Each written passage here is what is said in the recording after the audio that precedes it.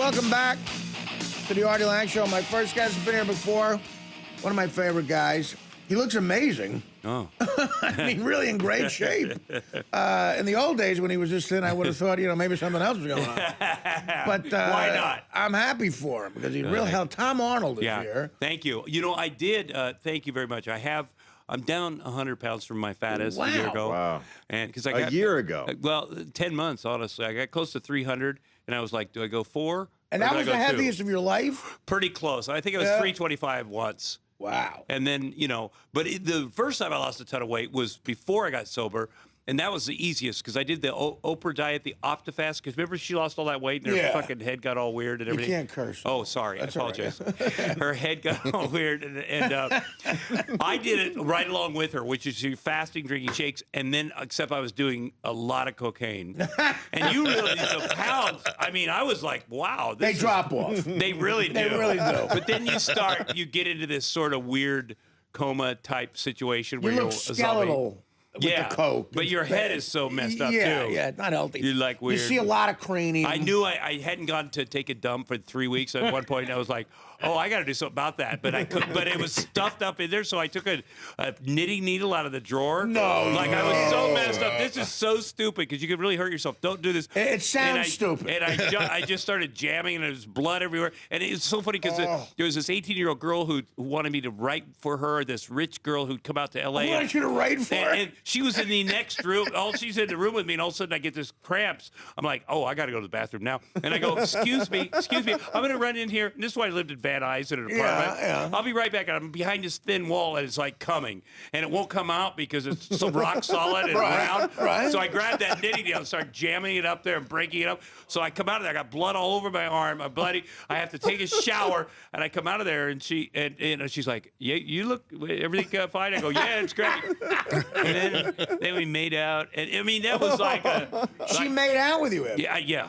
The fact that I could do that. You're a charmer. That was, that might be one of my low points.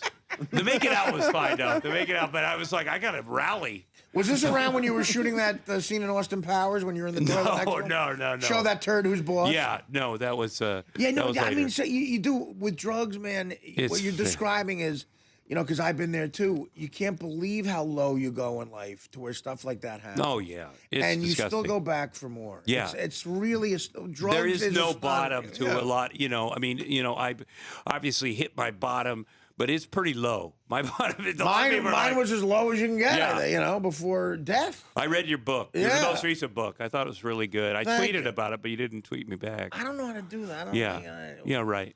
Son of a... I can't swear. Oh, my God. Okay. Son of a gun. Son of a gun. Wait, let me find You could do son of a gun? Wait, you know what? I thought instead I tweeted back Corey Feldman that day. No, but so what got you back to being, I mean, because it shows a lot of strength on your part. You got a successful career. Right. People don't realize how successful you got to run, man. Like not a lot of comedians have. Yeah. With the movies and True Lies and 9 months and all that. I mean, you were making a lot of hits. Yeah. How do you get sober? Well, I got sober before that. I got sober in December of 1989. All that? Yeah. Really? Okay. Yeah, that would have happened. Trust me. I would have been dead. You wouldn't have lasted because I was so bad at the end. And this is after the knitting needle stuff. I went on for another year. Right. But it was so bad. And, I was working on the Roseanne show, and I was snorting, this is crazy, but a half ounce of cocaine a day. Like, I just constant with a pen in this bag, and I was sitting there writing and staying up and horrible and lying to people. I'm not doing, what do you mean? That lying. And then finally one day, Roseanne just found out. Like, she didn't want to believe it. And she's like, and we had this scene, and I couldn't remember the code to our place. We lived on Benedict Canyon there, and the code was my birthday. And so I was driving around. I was like, oh, my God. And it was before cell phones really worked. And so I went up to the top of Mulholland, and I called the house, and I'm like, I can't get it. And she's like, okay. So that's because I changed the code. Exactly. But I can see. I changed your birthday, Tom. Her car is pulling down, and I go, she's going to beat the crap out of me. I deserve it. She's going to be. And she gets out, and she hugged me, and I was like, oh, my God, this is a real moment. And so I was like, oh, I feel this. I'm going to do something about it. Now, as soon as we went back at the house, I did the rest of my cocaine. But then I went to rehab. And, those moments, sometimes those moments get, when people are unusually You're kind right. to you. You know, exactly. Which you can't believe. She went the other way. There's Yeah. two ways to go. The Yeah. tough, like F you, or the kindness that you can't believe. And Right. you go, you know. Yeah, and it's touching because we're such asses. Yeah, It's you're right. so hard to deal with it. We lie and we cheat and we do all this stuff, and we take people down with us, and yet somebody cares. You know, it's crazy. Where are my knitting needles? Enough of it. I mean, so that was it for you. And then afterwards you had the success. So what you're saying is, if you were still using around the True Lies, Oh my God, I would be dead. Yeah. Oh, there was no, and I didn't care. I mean, I was like, it was on. It was. You're doing that much cocaine though. So you have several dealers. One I had a reliable guy. coke dealer. Well, the great thing, I had the greatest coke dealer I think in the history of dealers in LA. Yeah. They could get through any earthquake. Like, Yeah. there's nothing. They could get there. well, this with guy would package. just drop it off at the mailbox. Right. Down and like, big chunks. And I remember, it was a guy that got kilos and he'd cut, Right. like you're spending time with these people, because it's such a good deal if you buy it by You're a quarter pound or whatever you buy. Of course it is. It's way smarter than buying grams. It's stupid. Yeah.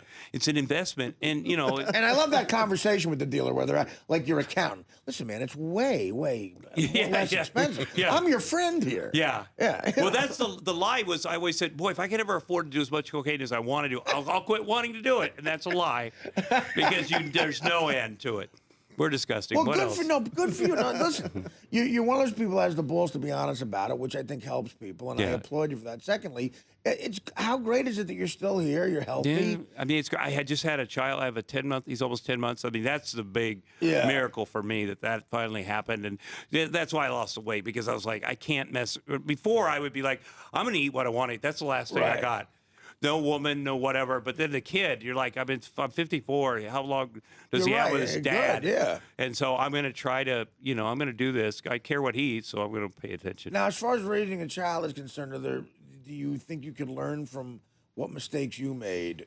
You think you'll be a good dad because of mistakes you made? The couple thoughts I had when you first have a child, you go, you remember it's wonderful, and you remember people that were nice to you, but you also remember the bad things that happened to you. And you're like, because up till I had him, I thought, well, I get it. Why when I was a kid, I was abused and whatever. And I thought, well, maybe I was a weird kid, maybe I was bad. And then I look at my son and I go, oh no, I was him, and somebody did this to me, and so you were realize innocent. that. And that's good. Yeah. Because a lot of times kids blame themselves. Well, you're you 4. finally got to the point, right? Exactly. Yeah. But even at 4, you of can course blame you it. do. You say, look back, and go, I did something. Yeah, wrong. there's something wrong with me. I realize that. But I think all those experiences, the bad ones, even, that I can tell. I can be a better parent.